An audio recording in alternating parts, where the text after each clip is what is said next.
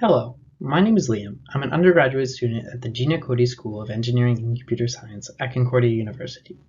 This past summer, I had the honor of conducting a research internship under Dr. Liangzhe Wang.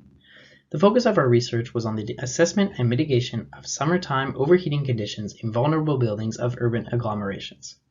That was quite a mouthful, but I'm hoping that after this presentation, you will have a better understanding of the subject and the importance of the research at hand. So to begin, we need to go to the root problem, so to speak. As you all know, planet Earth is currently undergoing climate change. This means many different things, but in general, extreme weather patterns, notably heat waves, are becoming more intense and are happening more frequently. Those who have spent summer in Montreal know the next fact very well, that urban areas specifically are at a higher risk of overheating. This is because a combination of concrete and a lack of vegetation retains heat. This is known as the urban heat island effect, and it is a major cause of concern for cities all around the world. Take a look on the map here. You can see that the hottest areas of Montreal are in the dense, low vegetation areas, such as the plateau and the downtown core, whereas the coolest areas are in high vegetation, low density areas, such as Mount Royal Park. So, heat waves are especially dangerous to vulnerable populations, such as children and the elderly. For example, a heat wave in 2018 killed 53 people in Montreal, most of those living in hot areas of the city without AC. So since climate change models predict that these events will be more and more frequent, it is important that we know how to deal with them correctly and safely. This brings us to the objective of the research, which is to create a computer model that estimates the effects of predicted future climates. This involves studying climate interactions both in individual buildings as well as in whole neighborhoods. This is done by simulating the predicted climate of future heat waves and studying the results. The software that runs these simulations can be referred to as the model, and the goal is to build a model that accurately predicts the effects of climate on buildings and neighborhoods. The video on the right shows an example of simulation results.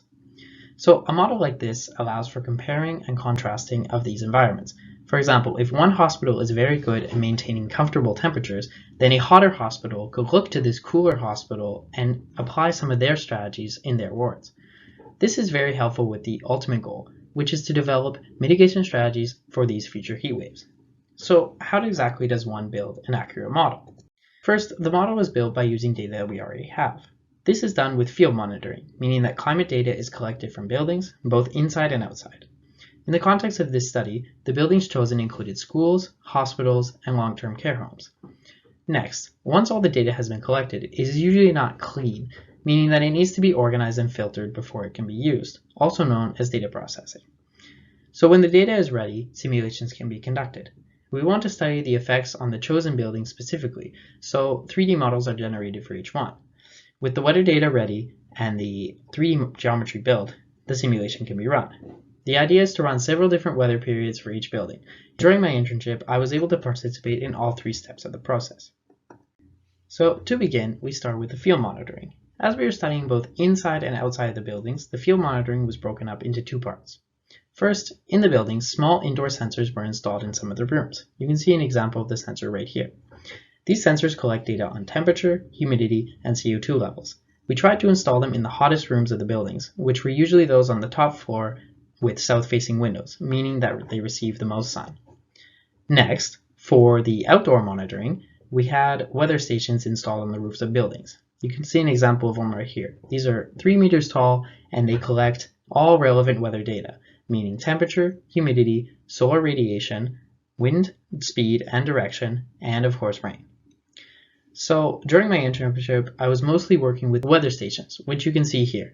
We have 8 of them in all of Montreal, and they are quite spread around the city. So from the weather stations, I had to process the data, bringing us to the next step. Usually, the data came to us in CSV format. However, the column order was usually random, and some of the values were missing due to bugs in the monitoring process. This poses a problem for the simulations, as the columns are read in a specific order, and a missing value can create errors in the code. The solution to this was to write a Python executable code. So here I will demonstrate how to use my Python code. So let's import some data to a new station. Let's call it B. Let's choose a file of raw data. We preview its contents. Then we choose where we want to save the clean data in the clean data folder. And then we validate that. So if we ever had some data that we wanted to add to this B file, we could add it in the existing station one here. So let's say we want to extract data for simulation purposes. Well, then we go to extract data, choose where we stored our data, which is in the clean data folder. Then we see here we have our weather station B. It has data from this date to this date. So let's choose a start date, June 1st, 2020 to June 2nd, 2020. You choose a frequency. Let's do every hour because that's what it is for simulations. And let's save this in the weather station data folder. We validate that. And in the weather station data folder, we see that we have our extracted data of station B from June 1st to June 2nd. The file was built using PySimple GUI and pandas, which I learned through the process of writing the code. However, the weather station data is what we use for validating our model, not for the simulations themselves, which is why I wrote another program.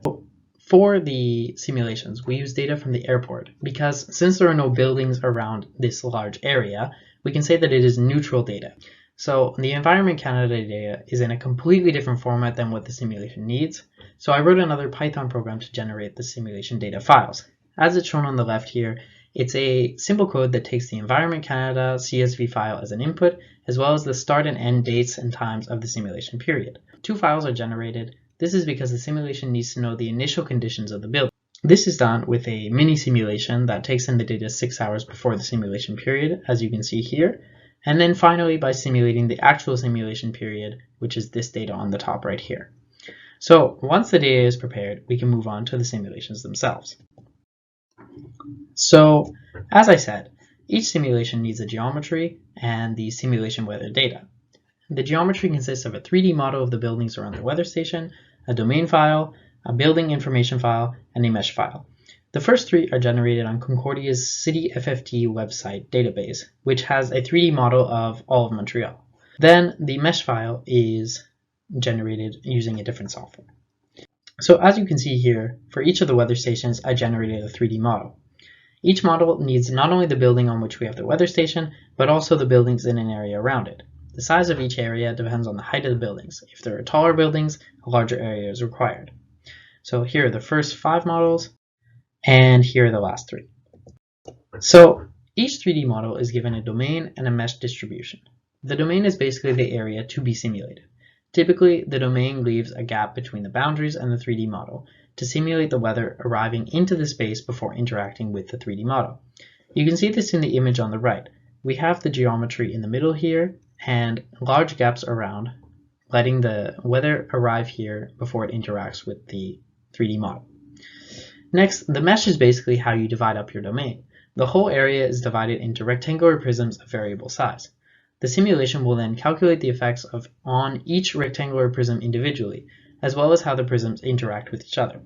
Typically, the inside of the 3D model is very precise, as in each rectangular prism is about 1 meter cubed, and on the rest of the domain, the prisms get bigger and bigger, therefore less precise, as you move away from the building. So once we have all these files prepared, we can start the simulation. So finally, everything is combined and sent to a NVIDIA DGX supercomputer. The weather from 6 hours before is used to generate the initial conditions of the simulation. Then the simulation is started. The results are given every hour, which are temperature and wind speed and direction. The simulations are quite computation intensive. Depending on the settings, each hour of simulation can take several hours in real time. Once the simulation is finished, the results can be viewed in ParaView, like the image on the right. You can see the geometry in the middle and the effect of the wind that it has around it. With these results, we can compare them to the actual weather station data that was prepared previously. If the simulation data matches the real data well, we can say that the model is accurate. This is called validation of the model. So what happens next? Well, next we can repeat this process for each weather station at different periods. Next, we do more validation. With these various weather stations and simulation results, we can validate the model under very different circumstances. This requires us also to tweak the simulation software if the results do not match well enough. This will in the end help us to create a model similar to the image we have on the right, but for something that can have future climate data. This in turn will be very valuable in developing mitigation strategies. As mentioned before, hotter buildings and neighborhoods could apply strategies used by cooler ones in order to be adequately prepared. Furthermore, This data will greatly help the owners of the buildings receive government assistance in retrofitting their systems because the data will be a very good argument in convincing policy and decision makers that what they are asking for is necessary. So this project made me realize just how complex predicting the effects of climate change is, but also how important it is to do so. Those most vulnerable and future generations deserve that we make the effort. Thank you very much.